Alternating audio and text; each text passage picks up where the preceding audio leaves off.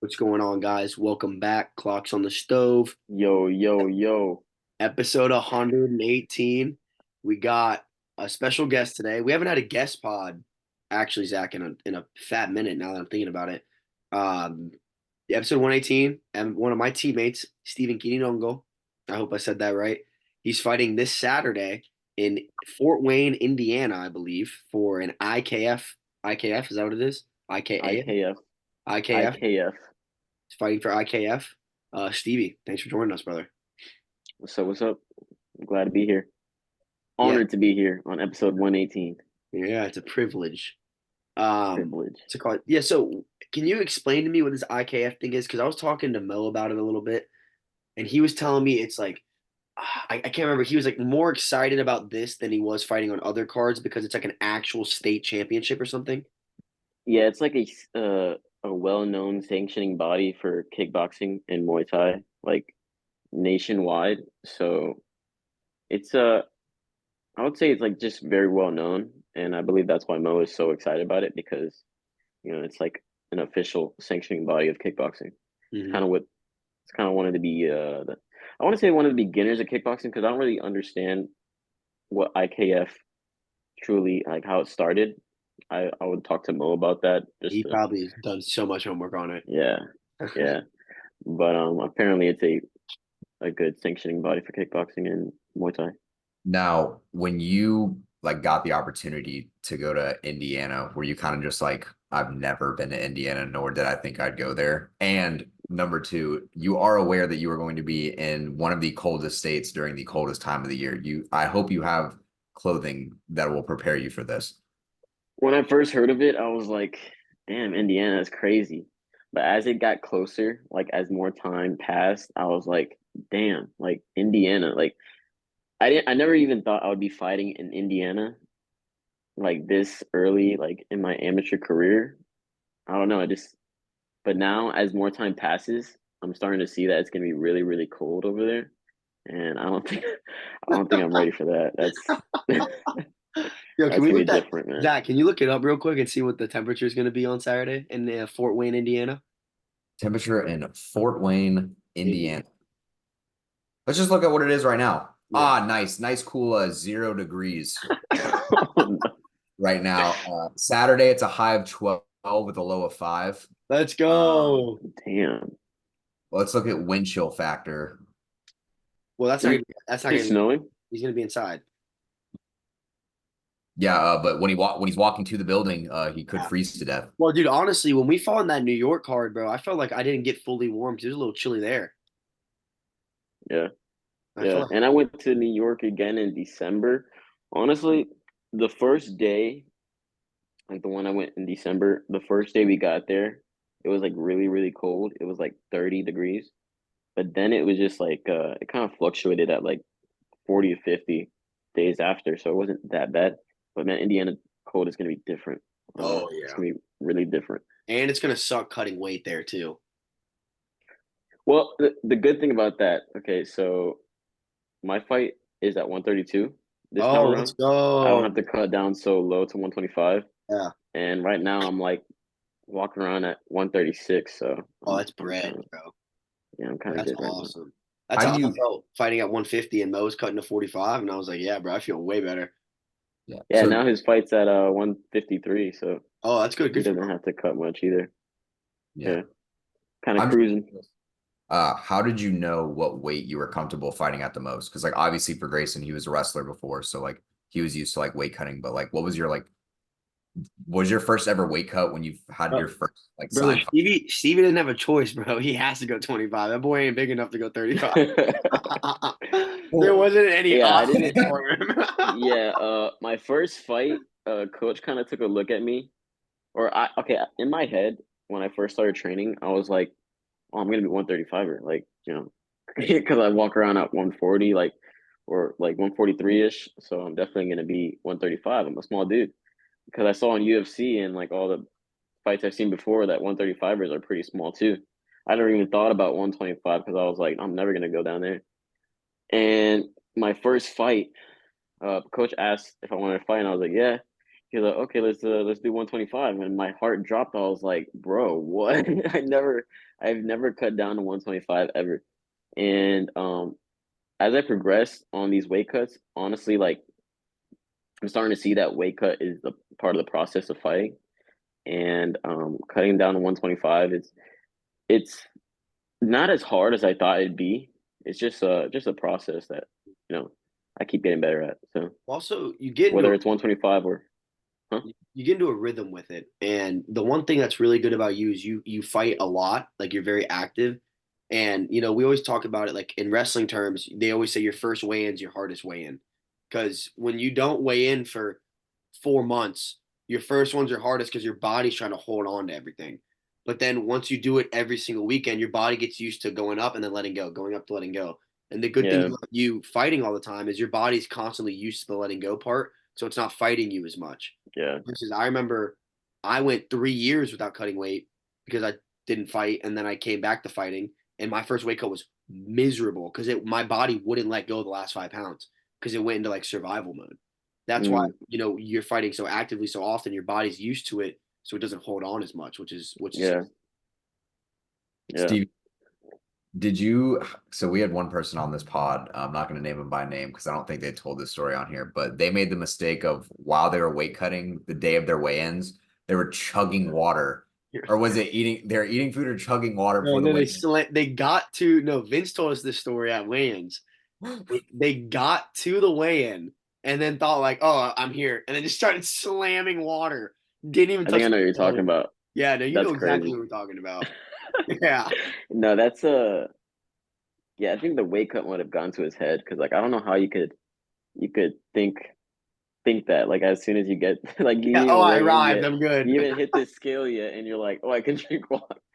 Yeah, the weight cut must have been pretty hard on his mind that day. Probably just wasn't thinking straight. But Yeah. Well, that yeah, said I don't think person I'd doesn't ever do usually. that. That said person doesn't usually think straight as it is. But we still love him. Yeah, we love them. But Stevie, so for the people that don't know who you are, you started off your career as an MMA fighter. Some situations that we don't have to get into happened that you had to transition into kickboxing for a little bit. Mm, I bully you about this probably every single day. But when do we think we're gonna see the small gloves back on you? probably after this one. Most Okay. likely after this one. My, coach wants me to go back to MMA. I think with this detour, as I like to call it, of me getting into kickboxing, I feel like it's putting my game together very well from striking, and then when I get back into grappling, I feel like I feel like what kickboxing has done for me was really teach me how to fight, like how to actually fight in these 50 exchanges and just getting into that mindset of fighting because before the kickboxing, I mean I knew how to fight, like I knew how to throw punches and all that stuff, but like just it's just a different mindset, and I feel like kickboxing has really catered to that and really pushed me further in that mindset. Now, do you miss MMA too, though, or like you're just like going there because Vince wants you to go there? No, I miss MMA. I started with MMA, and I feel like MMA is my first love. Like, bro, I love grappling. I just love mixing everything together. It's amazing to put together. It's so fun putting it together. And yeah, yeah, that's definitely the end goal is MMA. It I was feel the like first goal and it is the end goal. I feel like I have to address this one thing because I saw Kaizen posted a video about it and it was about you like training like the young the like early intro like people and it was like you run Uh-huh. the door. What's Yeah. the story on that? You trying to pick up girls and they walk through the door or something? Take off. I mean, I mean, not necessarily. I mean, it was for a video. I'm not saying no, but I'm not saying yes. Exactly. Exactly. It was a funny video though. Funny video. That's awesome, dude. Let's I was so excited I ran past the door in that video. Nice. let's step back a little. How did your journey into martial arts and fighting altogether begin? Well, When I was like 11 or 12 years old, I kind of just was like surfing through like what I can like and what I don't like in sports, and I never really gravitated toward any other sport rather than like combat sports. Like I played soccer when I was a kid, and that was cool. I mean, that was fun, but I never gravitated toward a sport like fighting. Like when I saw UFC playing on FX for the first time ever when I was like 11 or 12 years old, I was like, damn, this is crazy. Like this is what like there's nothing close to it. Like I want to try it. Like it was always in the back of my head. I was like, I want to try it. I want to try doing it. I just want to see how it is. I wrestled for a little bit in high school, and when I would wrestle, I'd always think like, man, I want to punch these guys in the face. Like, like it was always I wanted something more out of it. And after high school, I just started training. I didn't start training directly after high school. I mean, it was a little bit after that, but it was always in the back of my head. It was always like nagging at me, like, damn, I want to try this. I want to try MMA. I want to try this. Like it was always in the back of my head that I always wanted to try it. And I think in like when I was 20 or 21, I finally made that decision. And I was like, man, I gotta find a gym. I gotta find a gym near me. I gotta, you know, take action and actually go after what I want to try to do.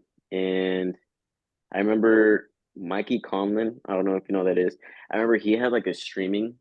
He was streaming on Twitch, and I forgot how I found him. I think I found him through Instagram.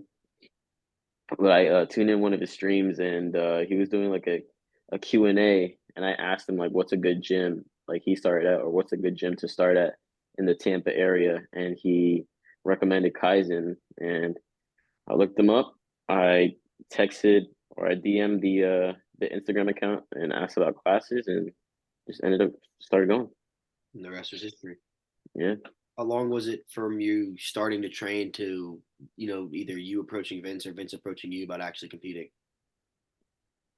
Uh, so I started January of 2021. It wasn't until like mm, I think it was until like April or late May where I was like, because I heard something about the fight team from Brandon Waters. Like he said, he had mentioned something about Kaizen fight team, and I asked Brandon Waters about it, and he was like, yeah, just talk to Vince. I feel like you would fit in. You're consistent. You're a hard worker, and I was like, all right. So in one of the grappling classes, I remember after I asked him about it, and he said, oh yeah, maybe you can get a fight in October, and I was like, all right, and that was it, The rest is history. and yeah, When my first you fight was in October of when you 2021. initially brought it up to him, did he like tell you like, all right, like there's got to be a shift in the way you practice, or there's got to be a shift in like mental mindset if you actually want to be a fighter, or was he just kind of like, all right, you're gonna do the same thing you've always done. It's just now you're gonna be working towards a fight. Like, was there any kind of talk or sit down that you had with Vince when the idea was brought up, or was it very much like laxed? Uh, yeah, it was kind of lax because he was just saying like, just keep doing what you're doing, and I think you'll be ready by October, and that's what he told me, I and I think just kept going. Vince kind of likes that shit though. He kind of likes when you're like low key, don't say anything and grind, and then you come up to him. Like he likes. I mean, Vince says it all the time, and as I'm a coach as well, not to the same caliber, but I'm still a coach, and I understand like Vince does this shit because he loves it.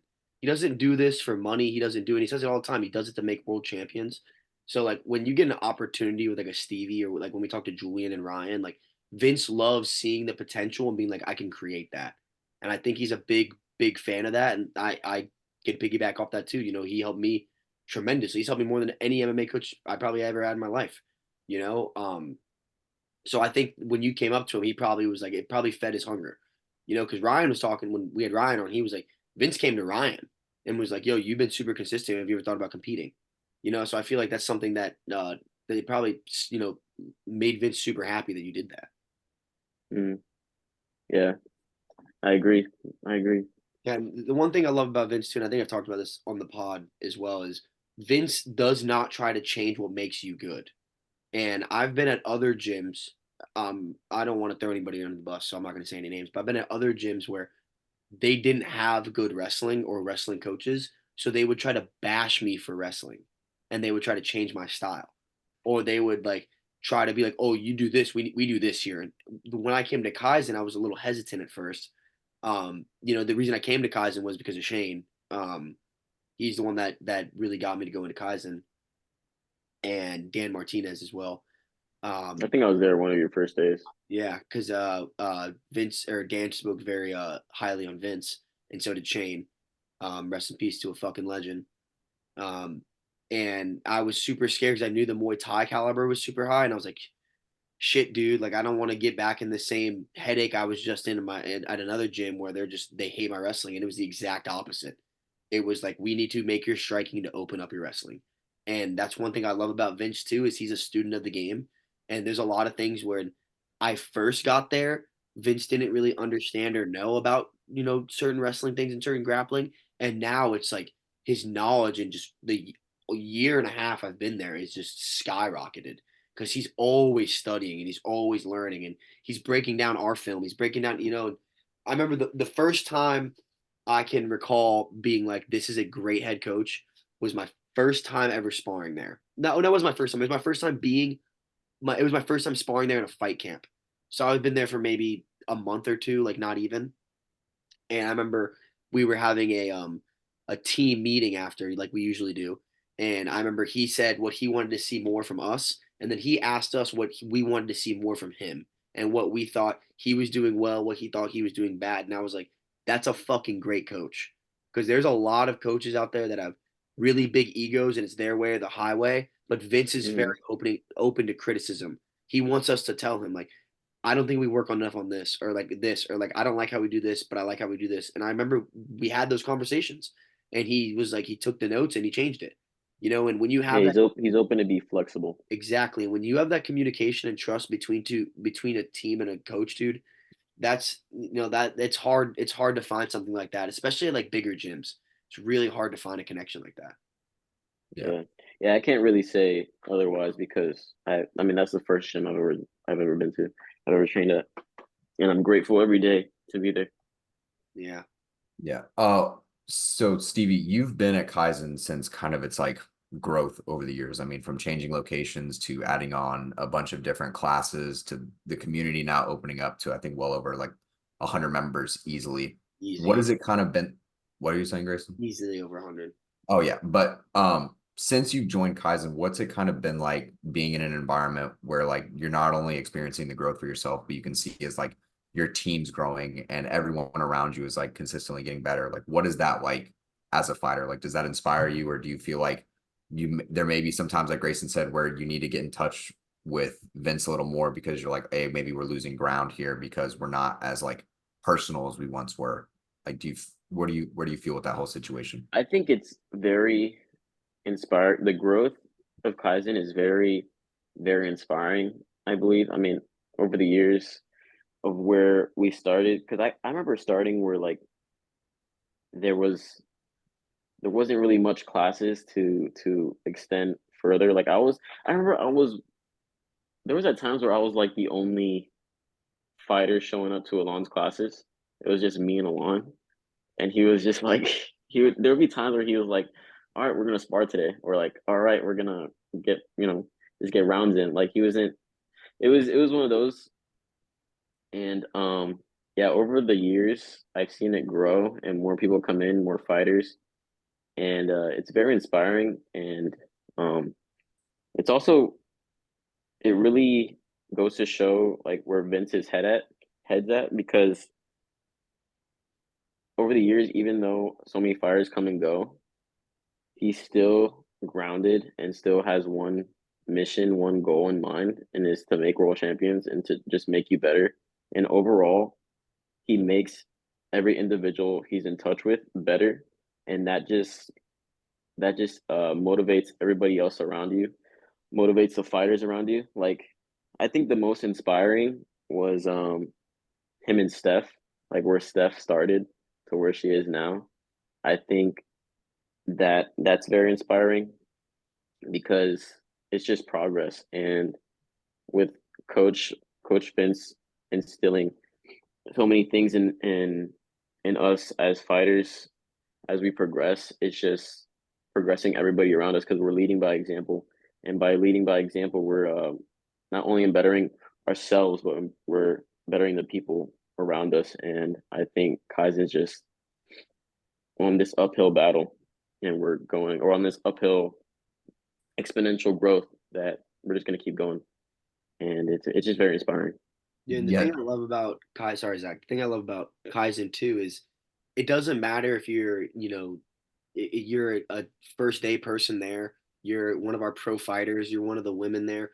Everybody loves everybody. There's people there that I don't even know their names, and I'm like, yo, what's up? And I see them at practice because just that you're part of Kaizen, I'm a part of Kaizen, we're family.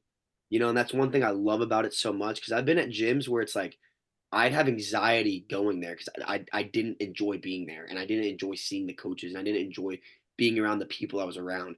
Versus when I'm at Kaizen, dude, I'm me. Like I don't have to act like anybody else. I don't have to like put on a persona. Like that's the one thing I love it there. It's so family, bro. And I know everybody preaches that. I know everybody says that about their gym, but like I've trained at a good amount of gyms and the family vibe and feel at Kaizen is just I think that's another reason why we see the success and the growth that we've had so rapidly. yeah. Stevie, since you've been one of the earlier guys there, do you feel you hold like some form of responsibility for being like, I guess, kind of a leader or like one of the like pillars in the building where like people got to turn to you because you've been there the longest, you know how things should be done? Like, do you feel like that's kind of changed at all, or do you feel like it's been the same since you've gotten there? I haven't always seen it in that light, but recently, um, I'm starting to see that it's very important to be one of the role models and to lead by example, like I say, um, because just leading by example, you're holding, you're kind of holding Kaizen to Like standard. a certain standard, yeah. And I think that's very important. So I just try to lead. I just try to be the role model that inspires myself and that can inspire others as much as possible. When you were coming up, because you were talking about just scrolling through the channels and seeing UFC, was there a particular fighter that grabbed your attention that you're like, I want to fight because of him, or I want to fight like him, or anything like that?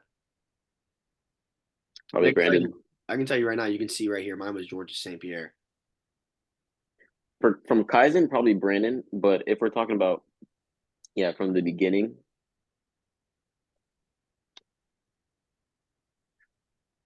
uh, from the beginning, I wouldn't say I gravitated towards any certain fighter because I was always like, I don't know, I didn't have a favorite fighter because so many fighters were just so amazing to watch.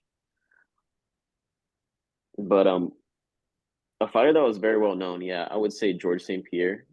I mean, that's the guy that I looked at just because he was so big in that time. Anderson Silva. Um,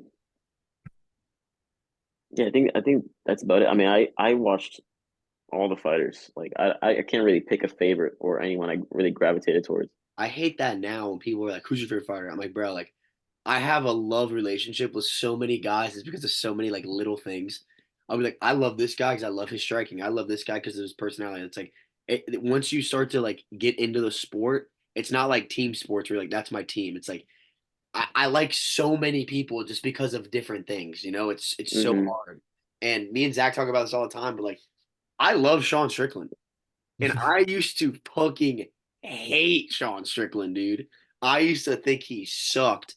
But as he's gotten bigger and as you got to start to meet him, you realize the man he isn't. I mean, you and I talked about this the other day, I think, Stevie. He doesn't put on a persona. He is as real as it gets. Yeah, That's why I love him.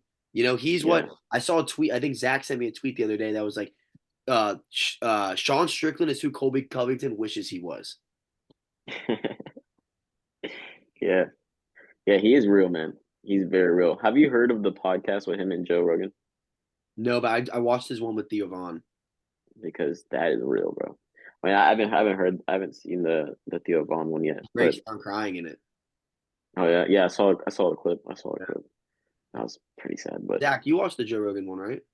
No, I watched the Jared Cannonier one, actually. The Jared Cannonier one blows my mind because the Really? fact that you can what, just be like, yeah, I was in the military, didn't know what I wanted to do in my life, and I was just beating the shit out of everyone in the military. And I was like, maybe I should just fight people for a living. And then he was like, yeah, I started training at 26 years old. But I mean, I feel like MMA is probably the only sport in the world where you can pick up at like 25, 26 years old and even have a chance at a professional career. Like, you're not ever going to see a guy being like, yeah, this guy was other than Kurt Warner, like, hey, this guy was bagging shit in Publix. Now he's leading a team to the Super Bowl. But even then, like, he had some prior experience playing football. Yeah.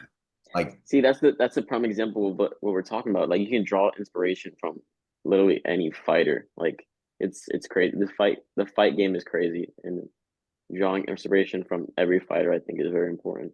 And that's the thing I love about it too is like, let's be honest, like it's going to be really hard for a girl to go to the NFL. It's going to be really hard for certain people to play certain sports. I can never play basketball. I'm too short. Like situations like that. You know what I'm saying? But with fighting, there's no politics. Like it doesn't matter your body build. It doesn't matter where you come from. It doesn't matter how athletic you are. Like if you work your ass off, you can be great. And that's why I'm such a big fan of fighting. It's such a big fan of wrestling. It's like you get what you put into it. It's the most, I think, out of any sport in the world, it's the most accurate interpretation to life is fighting. And that's why I love it. Because you can be 28 years old and start fighting and go change your life. You can be fucking Terrence McKinney and die twice from an overdose on drugs and now make your whole life fighting in the UFC. You can't really do that anywhere else. You know, when you see people that are failed athletes or Sean Strickland who had, issues growing up his whole life, they're able to become successful and make a living and do great things because you get what you put into fighting. You get what you put into combat sports. And that's why I've always been such a big fan. And I remember legendary wrestling coach at Iowa, the Brands brothers, Tom Brands, talks about when he was the favorite to make the United States Olympic team one year and he lost to someone he's beaten his whole life. And he went to his dad and he's like, I deserved that. And he's like, I deserved that. I don't know why I didn't get it. I deserved it. And his dad goes, no. He goes, you get what you earn. You don't get what you deserve. You get what you earn. And ever since that, I've always thought that way. I've never thought anybody deserves anything. You get what you earn. And that's why I love it, dude. Like, Stevie, you've been fighting for 2 years and your jump is insane because you live there every single day, and it's, you get what you earn. What you put in is what fighting gets out of you. And that's why I love it. There's no, that's As why I real as quit it gets. football because it was like I didn't pass the eye test. I wasn't black or I wasn't big. Like it wasn't. There's too many politics. There's no politics in fighting and combat sports. You win or you lose. Doesn't matter what you look like. Doesn't matter how popular you are. You win or you lose. And that's why I love it. It's so straightforward. you can ask Yeah. the judges about that one. There's been a lot of fights. That's why you fight to the finish, though. Yeah, yeah. Never leave it in the hands of the judges, Yeah. I would say. But no, I agree with that. I feel like I forget the video that always comes up on my For You page, but it's always talking about how like success like doesn't care like how many times you've like cried to sleep at night. It doesn't care like how early you got up in the morning or how late you went to bed. Like success is never like it's not like it's never a necessity or it's never like a predetermined like Guarantee. yeah, guarantee at any point. Like success is very like come and go. Like you never get to decide when you're going to get your success. You just have to continuously work towards it. And hopefully, like for the very few, you will stumble upon like your definition of success. But I feel like for everyone in the fight game, or not even the fight game, but anyone that trains in general, like you may not walk into every practice with the mindset of, like I'm gonna get a win, or like in my head, like I'm gonna get a victory walking on today's practice. Like I've seen Grayson plenty of times come out from practice and literally just go straight to his room. And I knew those days I was like, he probably got his ass kicked. And I was like, that's life. Like that's fair. But the same morning, he's gonna look back at that and say, me getting my ass kicked is probably deserved from what I put into it the week before. Yeah. That's just life. But like even the short time I was training at Kaizen, because usually if I'm back for long periods of time, I love stopping in and training for a little just because like it's better than just sitting on the couch all day. But I feel like one of the biggest problems I have down here is I look at any gym down in South Florida, $200, $250 just to go to 2 classes a week. And to me, like, that's not to say that those gyms aren't worth it, but it's not like, how am I supposed to put my trust and put all my money into something that I have no idea what I'm getting into? Like, I feel like that's the biggest unknown for me. At least I know for the people that vouch from it, like you, Grayson, even Ryan Arquette, like they can vouch for the gym and be like, it's worth every penny. Like, you will never regret going to Kaizen. But at the same time, like down here, I'm like, I'd rather not take that risk and just go into a gym that only cares about collecting my money, never working with the fighters, never actually caring about what you as a person want to grow at. They're just kind of like, you pay us, it is what it is. Like Zach, that all. Yeah. I liked what you talk about when you said success isn't guaranteed. And that's one thing that I feel like there's a lot of people that don't even try to become great because they know that just because you put this work in, it doesn't always matter. And you get a lot of people that are too scared to even try to reach their dreams, regardless of fighting or not, just in general. Too many people they're too scared to start the first step because they know it's not guaranteed to get the result.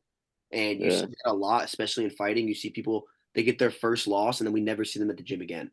It's like success isn't guaranteed, but that should be a fire under your ass to work harder for it. And the other thing is too, it's like, let's say me and Stevie, I mean, we're going to train for as long as we can to try to become world champions. Even if we don't become world champions, we're going to achieve more in life as human beings trying to go here than to never try at all. Because Yeah. let's say we try to go here and we only get to here is better than nothing, better than here. So even if we never get it, but we're gonna get strapped, Stevie. Don't worry about it. You're gonna learn more and you're gonna get better and grow as a human being, trying and failing than never trying at all. And I love Yeah. the quote that's like, I'd rather live with failure than live with regret. Yeah. And there's a saying I've been kind of living by, or a Latin saying I've been kind of living by these past couple of weeks. It's called memento mori, and Yeah. that's remember death. Remember that you're gonna die, essentially. So live your life to the fullest and take every time as if it's gonna be your last. And I feel like that embodies what we're doing. Like we're striving for the best because we're gonna die eventually. So might as well do what we can, strive to do what we want to get out of this life, and yeah, just do the best you can to get there. There was a And I guy feel like you said, in the journey, you're just gonna keep getting better and mentally and things in life, and it's just gonna be great for us. there was a guy on Joe Rogan. I can't remember if I look in my TikToks if I saved it. He says everyone lives two lives. You live the life you get when you're born, and the life you get when you realize that you only have one life. And I think that shit's awesome. I remember I watched an interview with Elon Musk, and they were like, if you could get immortality, would you take it? And he said no. And they're like, why? He goes, because if you can live forever, you get complacent. There's no reason you have your whole life to achieve whatever the fuck you want to achieve. Versus knowing there's a deadline is what lights a fire under your ass. Yeah, yeah, exactly, I mean, exactly. since we're on the train of inspirational quotes, I'm loving this. I'm not gonna lie. yeah, there was one that I saw where it was like, if you knew you couldn't fail, like how big would you dream? Like, how much would you actually be willing to try and achieve if you knew you couldn't fail? But like, just the fact that like you wake up and you're like, that's not really worth my time. Like, I'm probably not going to get there anyway. Like, just that mindset alone is just going to hold you back in life from probably doing anything or anything at Mm. all. And then the second one was the first, like it was like the first best time to plant a tree was 10 years ago, but the second best time is now. Like, if you want to actually build towards something, Yeah, like that's a good one. the first step to doing anything is just actually like putting your foot in the door and Yeah. going out there. And I feel like with you, Stevie, like you literally, all it took for you was to ask a guy on a stream was like, what gym do you recommend? And you're like, all right, like we're gonna do it. Like, doesn't It is really kind of matter. crazy to think about that. You just fucking putting a comment in a Twitch stream got you to where you are now. Yeah, it's crazy. Mikey Coleman. Yeah, that is fucking nuts, dude. Damn, I just had a thought and it just slipped my brain. Another thought though, but I remember going like what Zach said. If you knew you didn't fail, how big would you dream? I remember watching an interview with Jack Harlow, And they were like, "Did you have doubts?" He goes, "I never had doubts." He goes, "There was never a moment in this journey where I was like, we're not going to make it." He goes, "We always knew we were going to make it, and then it just happened." And the older I get, I used to think it was so cheesy and stupid, but the older I get, like I believe in manifestation. I believe in like if you think you're not gonna make it or you think negative thoughts or like even Vince talked about the other day, like if you live a life of negativity, negative things are gonna happen. If you live a life of positivity, you're always gonna find positive things. And I remember watching the big realization for me about manifestation, like the first time it really like came to me was when Conor McGregor knocked out Jose Aldo because he fucking manifested it, dude. Like he got interviewed after the weigh-in and he said he could feel that Aldo was shaking his right hand and he knew he was going to overextend it. And then he freaking overextended it and Conor knocked him out. Yeah, that's crazy. And like the law of realization. I remember another thing leading into that Conor McGregor Jose Aldo fight was they were asking him like, have you gotten scared of getting knocked out or blah blah blah. He goes, I've never thought of losing a single position or a single second of the fight. He goes, because the second I think of me losing or getting knocked out or anything at all, it gets put into the universe. He goes, if it never happens in here, it's never happened before anywhere. And ever since then, I was like, dude, yeah, because like whenever I have a fight or like even when I was younger and I was wrestling, I would just visualize the fight over and over and over. And I still do that now and just visualize it, visualize it, visualize so that when it happens, it's like, yeah, obviously I haven't been there yet because it hasn't happened. But in my mind, I've seen me in this position 50 times already, and there's some sort of a comfortability with that, in my opinion. Yeah, I think it's crazy. I experienced something very similar to that when I fought in July for combat night, Mhm. the one that was in Tampa. I visualized me like hitting a right hand against this guy to put him up against the cage. Like I visualized that so clearly. And then when it actually happened, I was like, am I in a dream right now? Because it actually happened. It was a surreal moment, man. Manifestation is real. But not only with manifestation, it's like manifestation is real with the hard work you put behind it. Like the constant hard work you put behind that manifestation. And yeah, I think that's a very important, that's a key part. I like that you said that because I have some kids, and even growing up, kids I used to compete with too. They would like put in the littlest amount of work possible in practice, and then they would lose a match, and they would be like, "Man, but I wanted it so bad." And I was like, "No, no, no. Wanting it right now isn't wanting it. You should have wanted it last week at practice on Monday, Tuesday, Wednesday, Thursday, Friday. Like that's wanting it bad. Just saying, "Oh, I wanted it," and then crying after, but you did no work for it. That's not really wanting it. That's saying that's like, "Oh, I want it." If you really want it on Saturday, you're preparing on Monday for Saturday's match. You're not waiting till Saturday. You don't just turn it on. Yeah, some people are better in the lights, but they don't just not practice and then turn on. And this goes back to my favorite saying of all time. It's like, yeah, dude, I don't do MMA, but I see fucking red, dude. If I get mad, it's just like it's my favorite saying in the whole world when people say that to me, bro. Because I'm telling you, I have had so many people say that to me. That are like, yeah, dude, I've never fought, but like, you've never seen me Bro, mad. same. Yeah, and I'm like, I don't care how Same, mad, bro. I don't care how mad you get, bro. When you're sleeping I'm on your back and you're unconscious. You can be as mad as you fucking want. It's not stopping shit. Bro, I'm different if I get hit, bro. Yeah, I'm literally, different. literally, bro. I've never lost a street fight in my life. Sick, dude. Bro, it's crazy that people actually believe that. It's Nah, Like there's conviction in their voice. Like yeah. Those are nah, people that have actually never gotten their ass beat. You can tell. no, no, no. My favorite by far is any dude that's like goes to the gym for like any amount of time and they're just like they just immediately start judging you based off your weight. They're like got like 40 pounds on that guy. And they're like, that dude may know how to like separate your head from your body. Like you really don't know. Like I've seen some kids train in Kaizen where I look at them and I'm like, dude, if I saw that guy in public, I would never assume that he would murder anyone. And I was like, I see how he's throwing punches, and that dude probably killed me yeah. right now, but I don't really want to test that. But any dude that goes to the gym and is just like, yeah, but if I just grab onto him, like, you think they're just gonna let you grab him? No, literally, bro. I had this Yeah. exact conversation with my Yeah. friend Mateo the other day at the bar.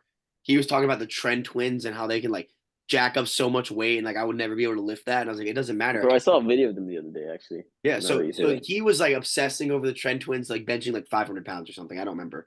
He was like, "You'll never be able to do that," and I was like, "It doesn't matter. I could kill them." He goes, "No, you couldn't." I go, "If I fought one of them one on one, I could literally kill them." And he's like, "Dude, what if he just grabs you?" He's like, "You think I'm just gonna let him grab me? You think I'm just gonna be like, yo, start with your hands around my neck?" Like I don't understand that, and it's like the same And thing. especially with how big they are, like their muscles are gonna fatigue so quick They within can't that put their first hands grab. up. Yeah. Look at this.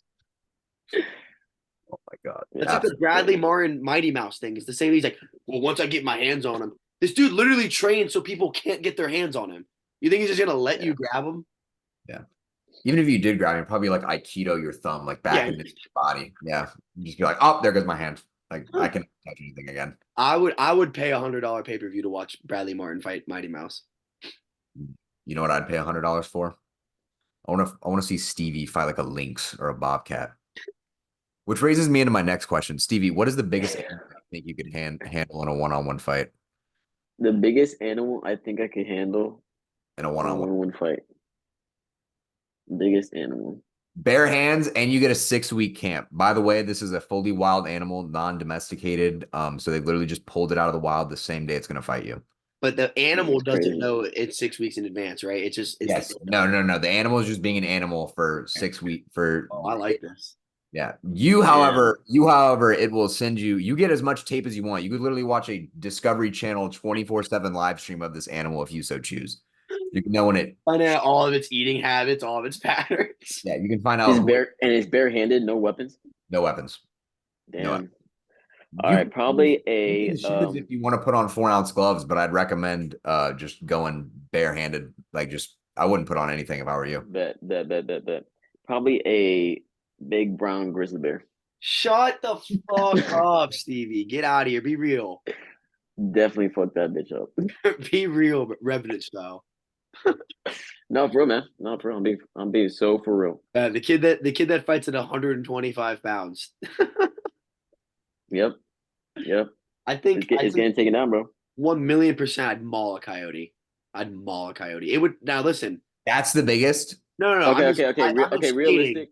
I'd maul a coyote. Now it would fuck me up. Like it would bite me alive. It would be a war. But like I'm gonna have its corpse in my hand, walking back to the village and being realistically.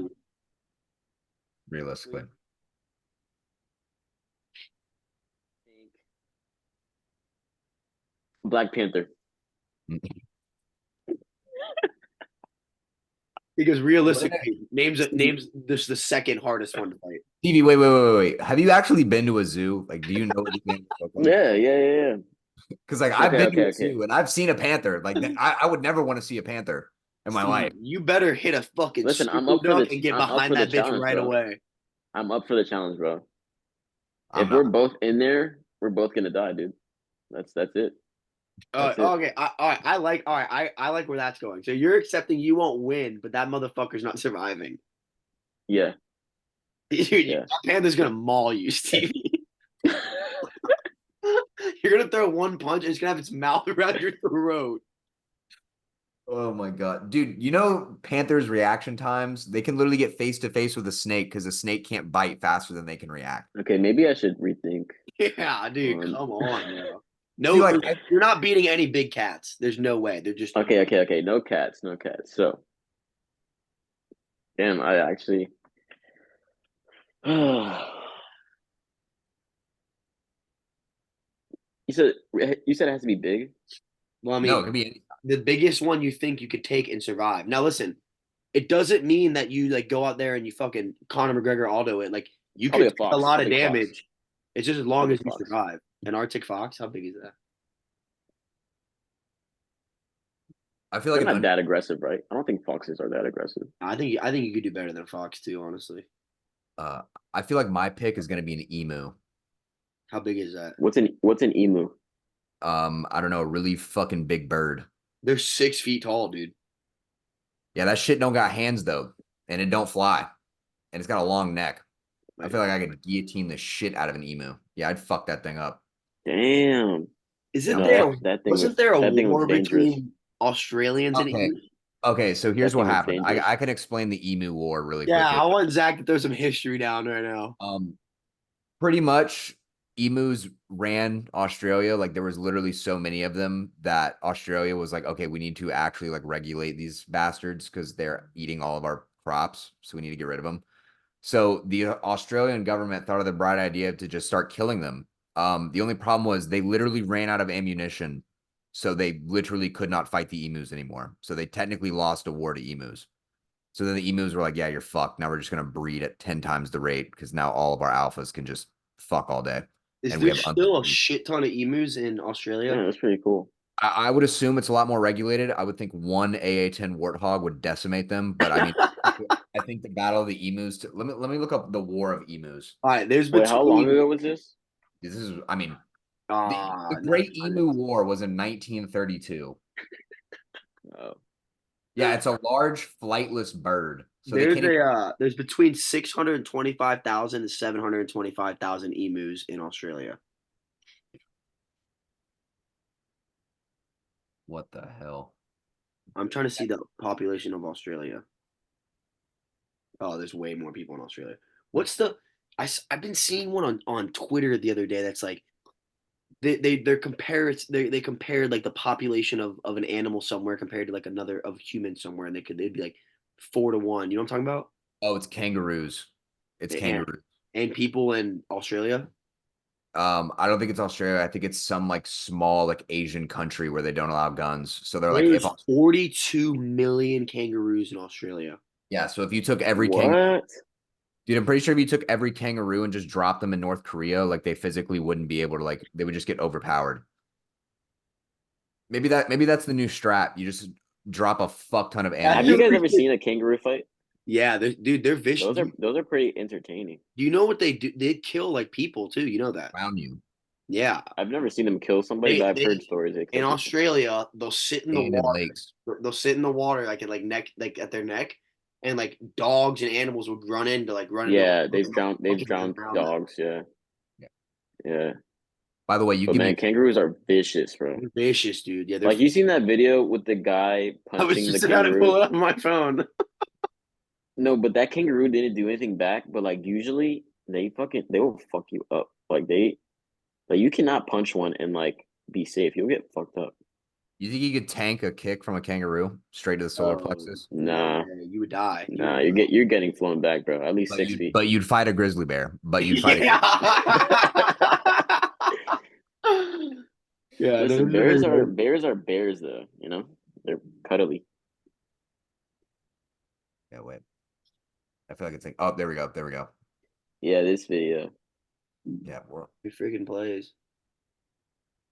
by the way, I love the slow jog up. Like it's just like the hey man, unhand my dog. It squares up on him too, though. Yeah, he was lucky though, because this kangaroo didn't do anything back. Yeah, It was probably a baby one, like a young one. dude. They're Because also, you the know, oldest ones are like super tall too. They're like 7 feet. it's like horses too. Their kick of a horse could like just maul you. Like I've seen videos of like, oh, I mean, this is fucked up. I've seen videos of like people try like they're like vets and stuff trying to work on horses, and the horse just kicks them to death, like one kick dead. No, and kangaroos they have rapid strikes. Like it's not just like one and done. It's like run, run, run, run. Like this is man, Yeah, crazy. I've seen a boxing fight with kangaroo. Like that's I've it. looked that up. Boxing fight with kangaroos. They put Look two that up. You're just kangaroos in bored, the man. ring. They put two kangaroos in the ring and they're just kicking each other. That's Which great. one could, you know?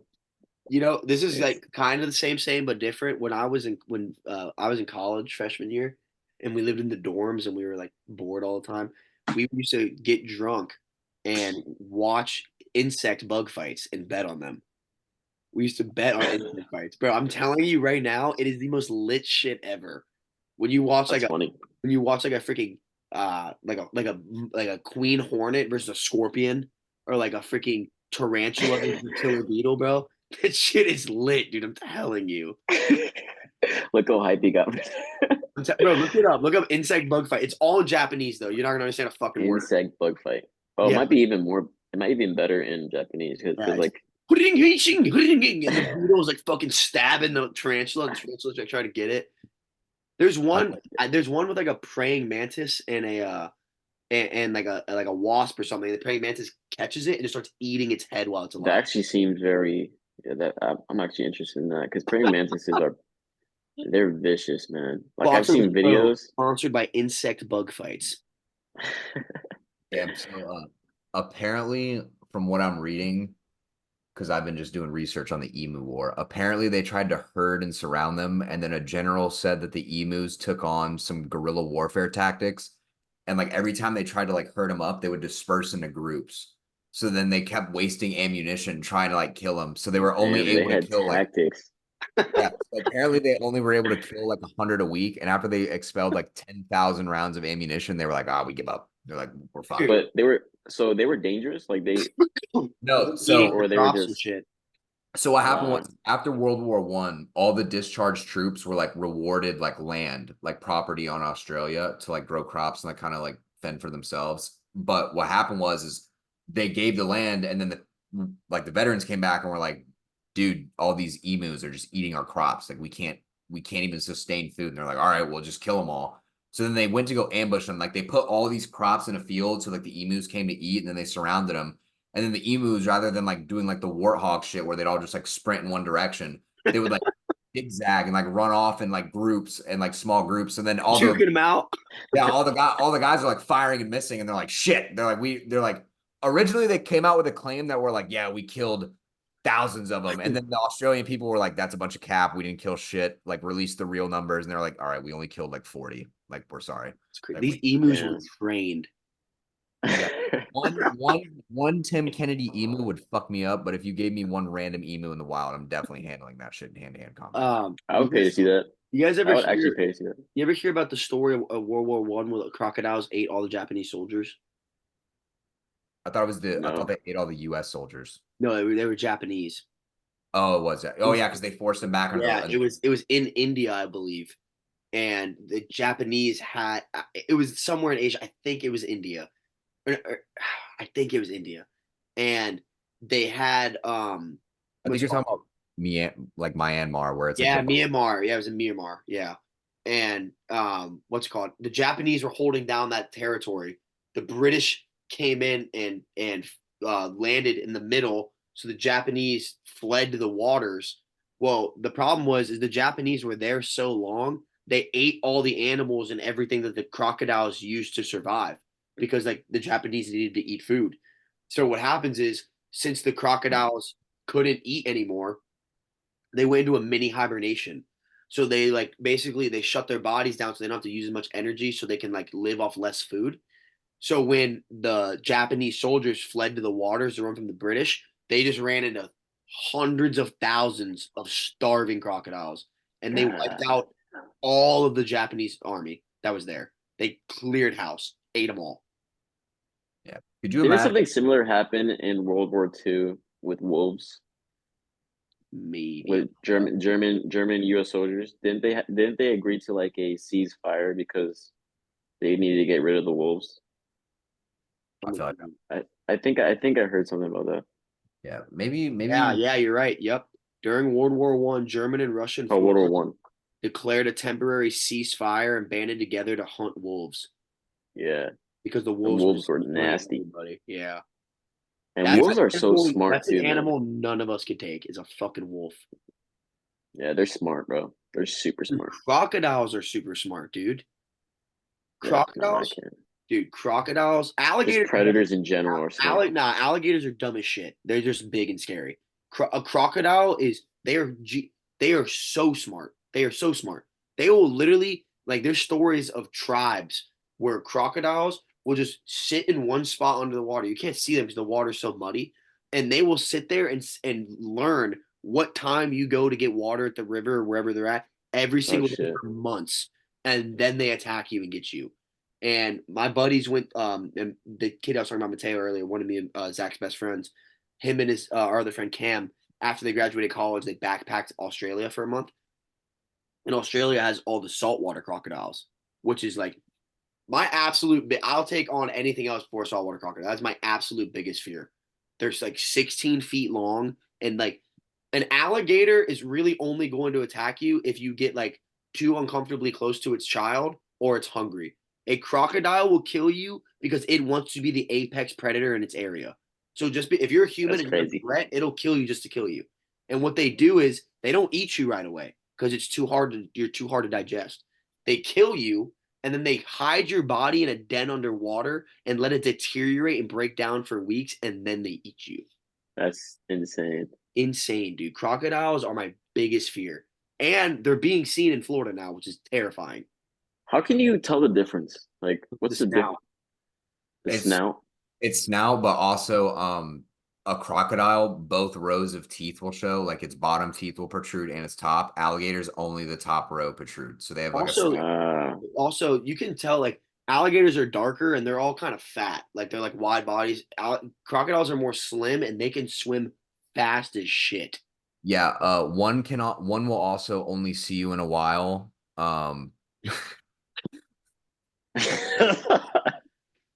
And one will see you later. That was So, clever. just ask it. Just ask the dinosaur looking animal will see you, and if one says in a while, then you'll know it's an alligator.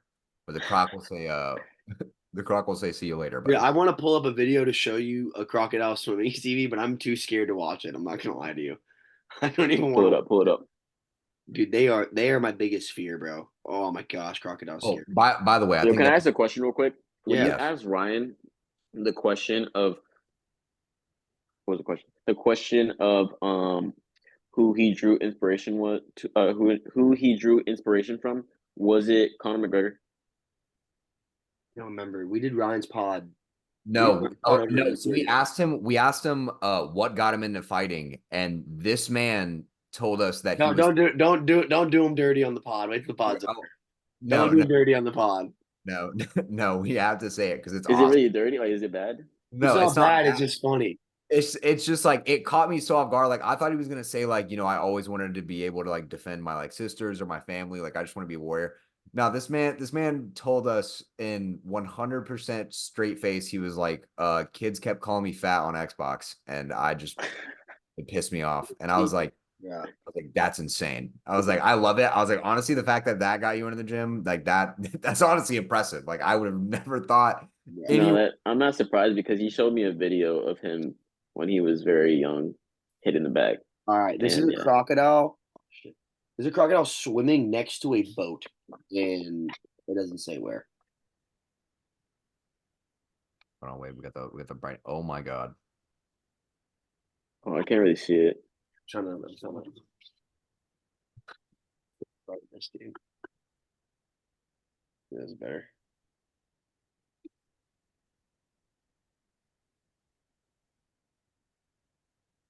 Oh, there we go.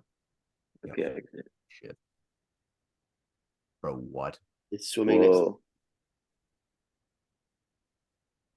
like. Yeah, you're dead. You're dead in the water, bro. And you You're talking dead. about and you no you were talking about jaguars, right? No, panthers. Yeah, yeah. Get the fuck out. Black Panther.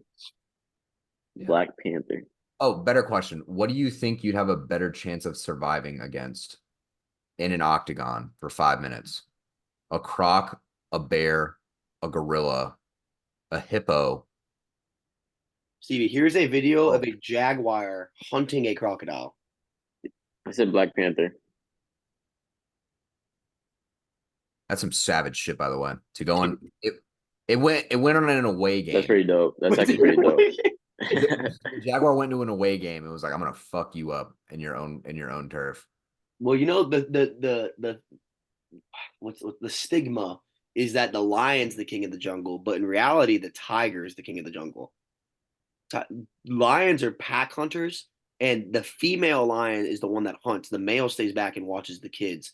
Yeah, it's true. Tiger, Yeah, I saw. the second a tiger is old enough to do its own thing, its mom leaves it, and it lives the rest of its life by itself. So it single handedly hunts shit. That is a lot scarier. That's a Yeah, lot fucking scarier. yeah. But I believe in the Jungle Book, didn't the Black Panther fight off the tiger to protect Mowgli? Damn, I can't remember, but I do know it's the bare necessities. Yeah. Well, what was the question? Anyway, What go back to your what question. animal? Yeah. What do you think you could survive the longest against in an octagon? So you have the bear, you have the grizzly bear, the silverback gorilla, a saltwater crocodile, a hippopotamus, or a python In the octagon Dude, in the octagon. wait, give them for again. 5 minutes? Say them again. Say them again. Probably a python, Yeah, I was just say that's a terrible one. because a python wouldn't really come at me in the octagon, and I could just stay in one corner for 5 minutes. Okay, fine. We gotta. Stall the fight. Okay, fine. Take out the python. Take out the python, and all of these are pre-agitated, like they were either poked or stabbed with something to make them very Can aggressive. you say them again? Hippo, silverback gorilla, grizzly bear. Fuck, what were the other ones? Because I saw Black this. Panther. Yeah, Black Panther. And then we'll just do those four. What do you think you have the best And they chance? were all agitated, bro. I'm dead with all of them. Yeah, but Okay, it's so not, which it's not one? saying you would win. It's saying what's your highest survival rate percentage. Or which My highest. which do you survive the longest against? Yeah.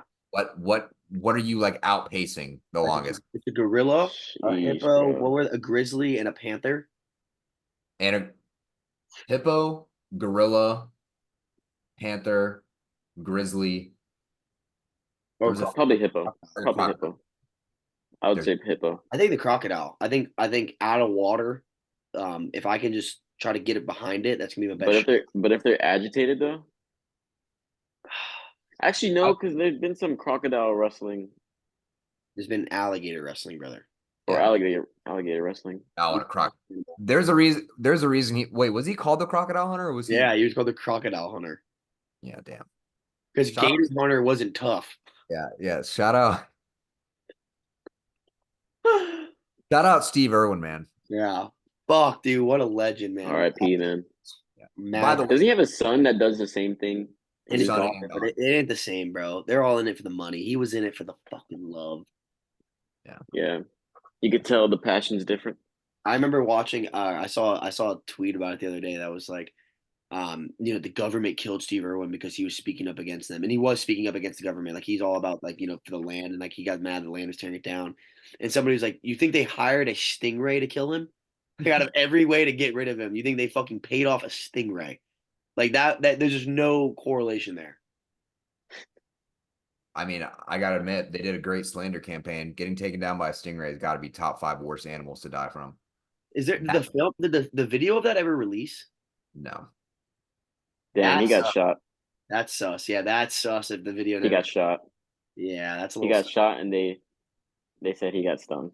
So which one is the John Wilkes Booth of stingrays? Is that what we got to find out? That. Are you sure if the video didn't come out? Now I'm a little sus.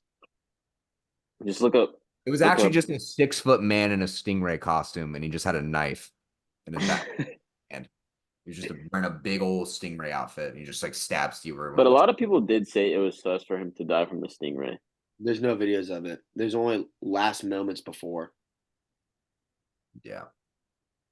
I mean, I don't know. I feel R.I.P. R.I.P. I don't know. I'm kind of starting to think it's a little sus.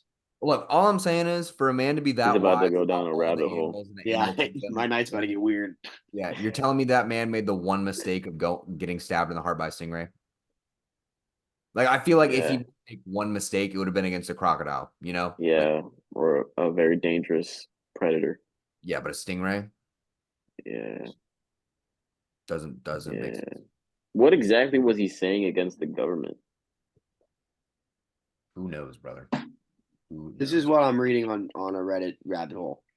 Oh god. According to Terry, Steve's wife, there was a video released on YouTube that achieved 100 million views of Steve's death. However, according to Terry, that video was a complete fabrication exploiting people's sadness. It wasn't actually the right video. Yeah. And she also had an actual copy of the video shot of his death, but burned it and never watched it. That's sus. Nope, I think if I watched the video of my loved one dying, I think I'd burn it. Yeah. I think I'm not gonna lie. Not gonna lie. Yeah. This is what no, I agree with Zach. This is why I think it's sus. Because they were filming for a documentary or a movie. There's no way they don't have that film. No, they definitely didn't. She had it. And then they were like, you were going to be the sole owner of this. And she was like, Yeah, probably. Yeah. My I entire could life. see that happening. I don't know, dude. I'm the more we talk about it, the more I'm getting Julian Santini conspiracy vibes. Okay, I feel like if you went on the black market, you could definitely find a copy of that shit. Like, I feel like if you had your connections, you could definitely like watch some like compilation of like every celebrity's death. If you wanted. Or she definitely just didn't want to get it out there and burned the only copy. Dude, you're telling me, all right, and I'm not saying this in a fucked up way. I'm saying people are fucked up. You don't think they would try to release that and make money? I don't know, guys. I don't That's the know. death. Like That's a loved one No. dying. I'm not talking about No, her. I'm talking about the camera crew and the people. look. I'm just saying, whatever maybe he company had is respected people responsible. with him.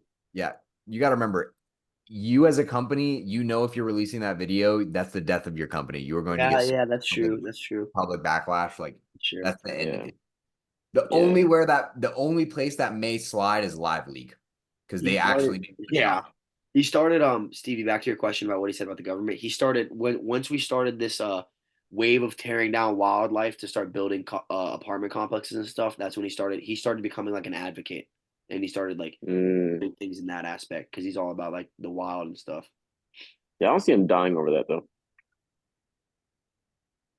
I don't know. I Seen a see lot. him getting silenced, maybe Hey, this like is a good conversation. We reputation, can but have it another time by ourselves in person where there's no cameras or other people because I want to live. But we can definitely have that conversation at another time. Since we're on this term, though, are there any conspiracies that you do very believe in? Oof. conspiracies that I do believe in. There's not I, much, honestly. I mean, I have conspiracies that I'm strongly against. Like I think they're so stupid it makes no sense. Okay, go. Let's hear some. Uh, number one, that the moon landing was fake. So fake. It's so fake. It's Bro. so fake. Okay, So before we fake. get into that, my number two, anyone that believes we're actually on a flat Earth is out of their fucking Yeah, mind. that's insane. That's it's insane. pretty flat. Yeah, that's insane. Yeah. No, my A favorite whole one is class the argument with Julian on that. no, the my favorite one is the flat earther that tried to disprove that the earth was The flat videos. and then accidentally proved that it wasn't flat and he was like, "Oh." Yeah, I seen that. Yeah, But nah, that's a very stupid there's conspiracy. no way we faked the moon landing. There's no Dude, way. Zach, it was Honestly, the so more I fake. looked into it when it was like first like coming out as a conspiracy, like when it was big, I think I was kind of like persuaded by the hype around it being fake, but I don't know. It could. What they're saying is, first of all, we've never been back to the moon since then, but we were able to do it in 1960. Okay, that's very odd. Also, they're saying that we had a recording from the moon that shot to like what another country that then shot to Texas. Dude, get the fuck out of here. Get the fuck out of here. No, honestly, too, We wanted to beat Russia. And that it was was a space race. so Yeah, yeah, and it was so far ahead of our technology. Like, dude, we did not go to the moon.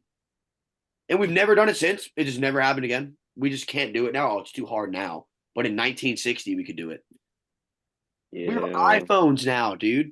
We can yeah. And definitely apparently, in go to the moon science, the moon is way too hot to even Yeah, Zach, get to walk fucked. on. Get fucked, Zach.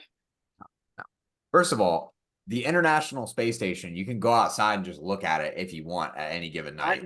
I didn't say that didn't exist. I said the moon landing was fake.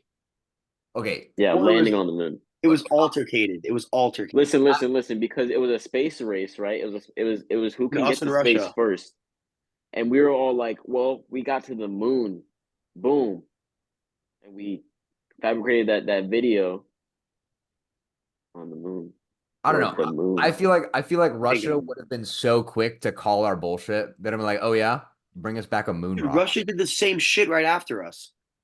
Yeah, they were like, but you don't think Like, we okay, went to the moon too. Like, yeah, and everyone's like, oh, well, we went to the moon. Like, it's just fucking started that. nah, see, if Russia was smart, what they should have done then is like, oh, you went to the moon? Show me a moon rock. You can't Show bring back a moon rock. Zach, that's not allowed. That's against the moonology. It's too why hot, not? bro. It's too hot. If we brought back a moon rock, every fucking girl like Alexa in the astrology would start a civil war. It would start a civil war in America.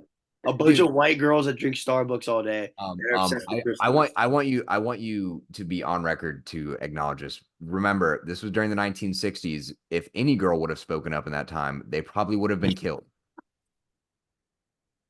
Google, show me the 19th Amendment. Let me find that out. Let me find that out actually. Let me find that out. When did But honestly, it is a little sketchy. I'm not saying it's completely fake, but I saw a Candace Owens. it I saw raises an Candace eyebrow. Owens talk about it, and it completely changed my perspective. yeah, It raises an eyebrow. 40 years, 40 years prior to the moon landing, we allowed women the right to vote. 40.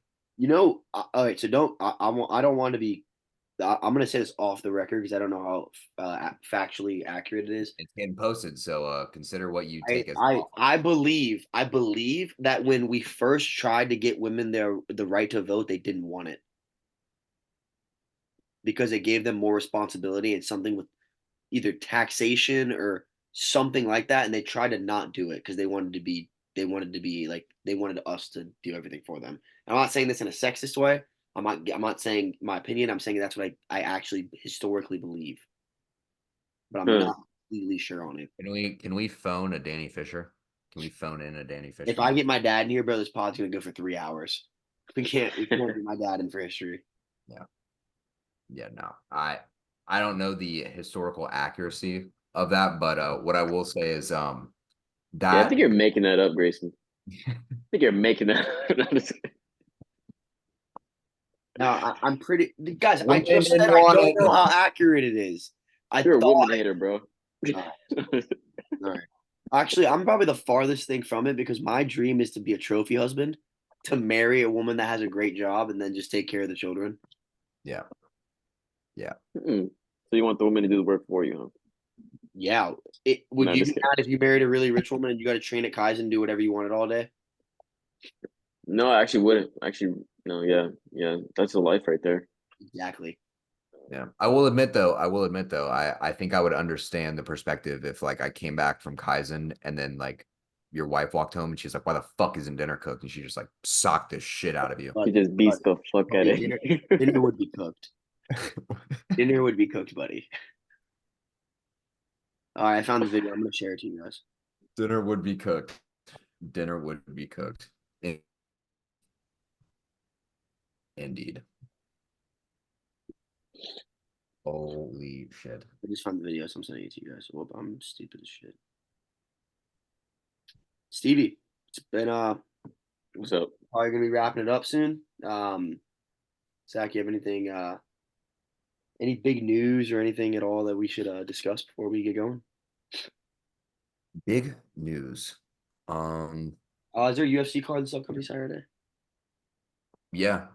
Strickland, Duplessis. Duplessis. Oh yeah, we could dive into that and talk about it. I mean, not like in depth. We could just get a little. Actually, By the way, I had this this huge card ass is argument. so bad, dude. Dreykus is gonna die on Saturday. Dude, I think Sean's gonna try to physically remove the dude's spine, like in the movie The Predator. yo, Where sleeper fight Charles Jourdain versus Sean Woodson. That's a fucking banger. Arnold Allen versus Masvidal Evolov. That's a banger. Wait, that's this weekend? Yeah, Oh, that's crazy. I'm actually excited for Arnold Allen fight. dude. I don't know what it is, but I have this super weird feeling Dreykus is gonna start Sean.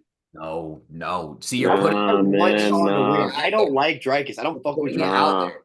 Don't make it a possibility. I It's a don't. done deal. I don't fuck with Dreykus at all. But I just feel like he's one of those guys that you hate so much. Actually, I don't know though. I had that same feeling about Colby, and he got embarrassed. If Sean doesn't, if Sean doesn't come out like too emotional, I think he's just gonna get in his zone. I think he's really gonna shut out Duplessis if he can contain that zone. But if he gets too emotional and gets off his game, could be a little hard. I mean, it's because it is a toss up fight. Like they're both really really good. When you're that level, dude. Any given day, somebody can beat somebody.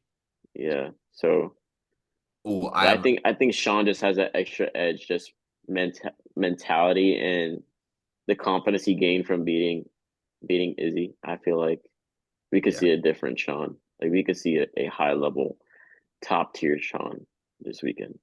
I feel like all the photos I've seen from him in camp, this is probably the biggest I've ever seen him. Dude, him Just like, training with fucking Johnny Eblin's huge because that's, my opinion, the best middleweight in the world. yeah, and he's putting in work. I love Sean, dude. I just absolutely love Sean. But oh, Stevie, the one question that came to mind that we typically ask our fighters: dream location for a main event fight. It's your main event. It's your whatever city, whatever state, whatever country you want to fight in. What are you picking? Dream location. Bonus points if you can think of a fighter that you'd want to take on for the belt. I could give you mine off rip. I've already said it probably 100 times. Yeah, go ahead. My dream is to fight and headline at Amalie Arena and then walk out to Thunderstruck wearing a Steven Stamkos jersey. Oh, that's pretty good. That's my dream. That's pretty good. It for me probably. Hmm,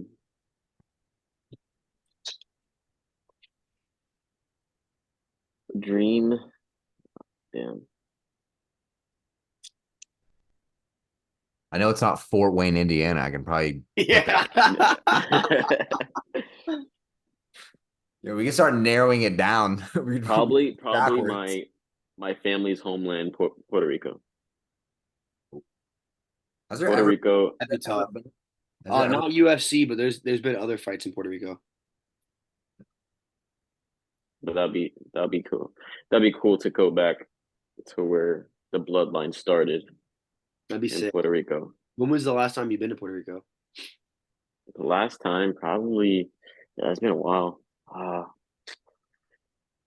would say probably like 3 or 4 years.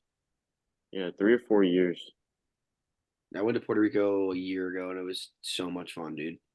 I'm not gonna lie though, dude. I have this story to tell, and it makes me like uneasy every time I talk about it. But like when I was in Puerto Rico, it was the closest thing I ever had to dying. We were because Puerto Rico's fucking straight mountain, bro. It's all fucking. You're driving like sometimes you're driving up Oh shit. Yeah, and yeah. we were like blacked out drunk, and this guy was driving us back, and his car couldn't fucking go up the mountain anymore. It started like stalling out, and I was Oh hammered, shit. and I was like, "Let's just fucking put it in park, get behind it, and push it up." Thank genius? God, dude. Like it's making my hands sweaty thinking about it because like if we did that, we all would have died. If we would have went and died. And it's just so fucking scary to think about that. But they were like, no, no, no, we're just gonna fucking. He was able to turn it to this like on the side and figure it out. But like every time I think about it, like it literally, like my hands right now are sweaty. It was like I always think about that. And I'm like, I'm so lucky that like other people were like, that's the stupidest idea in the world. Because in my mind, it was great. Yeah, But no, I don't. God, Yeah, that's Carry the that car up a car would have mountain. buried me. It would have crushed me. Who's gonna carry the cars up the mountain? Yeah, yeah. Yeah, no, absolutely. that's pretty insane. Yeah. I don't. Um. I was gonna say my parents when they went to Hawaii, like when you drive up the volcano, it's literally like the width of one car. Yeah. And my dad would like fuck with my mom and like get her as close as possible to the edge, and she was like, "I'm gonna fucking kill you." She's like, "If you don't get us like closer to the like mountainside." My dad was just laughing the entire time, like he just did not care. Can they give a Yeah, fuck? I remember my first time in Puerto Rico when we were driving mountainside. Like it's scary because like Nice. All right, good bug.